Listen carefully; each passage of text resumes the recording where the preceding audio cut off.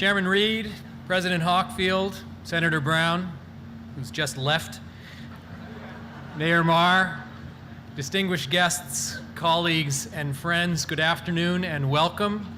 I'm Tyler Jacks. I'm privileged to be the director of the David Koch Institute for Integrative Cancer Research, and I'm delighted that you're all here and able to join us for what is really an important moment in the rich history of MIT, an important moment in our shared fight against cancer.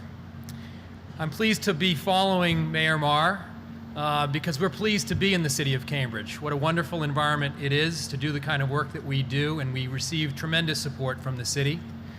And we're pleased to be in this very neighborhood, to be sandwiched between the Stata Center and the Koch Biology Building, the Whitehead Institute and the Broad Institute just across the street. We have wonderful neighbors. I was thrilled and surprised when Eric Lander came across the street in his white frilled apron with a tray of cookies as a welcoming gift. And I will say to Eric, he's asked me many times, but it's true, that the Koch Institute is a full 6 inches taller than the Broad Institute. Before I begin my formal remarks, I want to thank two individuals who are most responsible for us being here today. First is President Hockfield. Susan has been a remarkable champion of our cause and a visionary leader in the support of interdisciplinary cancer research and how it represents an important model for the future of MIT. Thank you, Susan.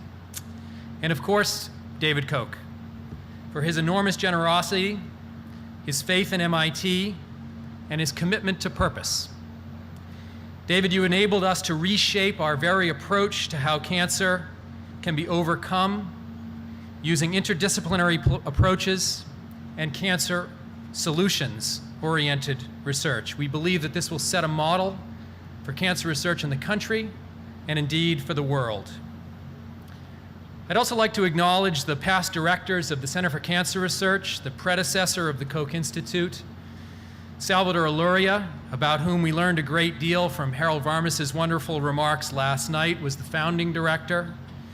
Phil Sharp succeeded Salva, who then passed the reins to Richard Hines, and it was actually Richard who first lobbied Chuck Vest and the then MIT administration that the old cancer center was in need of a new building. And I actually remember very well the day that I took over from Richard when he handed me the keys to the corner office and the nuclear codes. And I asked him for advice about what we might focus on. And he said in his typical British way, and you can imagine a Sean Connery-like accent here, a new building would be nice. Well, that was 2001. I had just turned 40. It's 2011, I just turned 50. My hair is a little grayer. I have a little less of it, but still more than Richard Hines. And we have finally succeeded in not just a new building, but indeed a magnificent new building. Our mission is to change the course of cancer in the near term. To succeed in that mission, we must confront this disease with a new commitment to cross-disciplinary collaboration and create innovative approaches that go beyond the traditional boundaries in cancer research. MIT's 150-year legacy of achievement in science, engineering, and technology development provides an unprecedented opportunity to achieve this vision and a deep sense of responsibility to do so. Within this building, across this campus, and throughout the world, we will work together to achieve what none of us could do alone. Engage a broad community united by a shared vision to conquer cancer. Together, we will advance the discoveries and technologies that revolutionize the way that cancer is detected, monitored, treated, and prevented.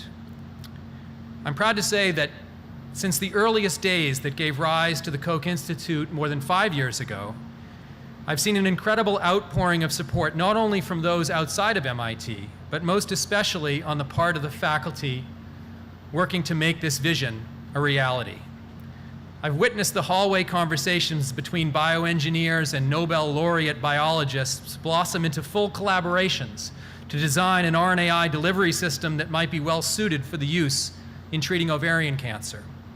I've seen the scientists in wet labs and their colleagues in computational science teams together map the incredibly complex pathways that determine how thousands of genes and proteins will react to chemotherapy.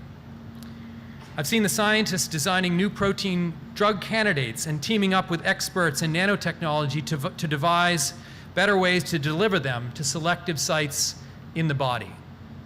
And every day, and I mean this, having witnessed it over the last 3 months since we've moved in, there are countless more examples of how this interdisciplinary vision is taking root and is transforming the very nature of cancer research here and well beyond. And I assure you that there will be many, many more such examples. Thank you very much.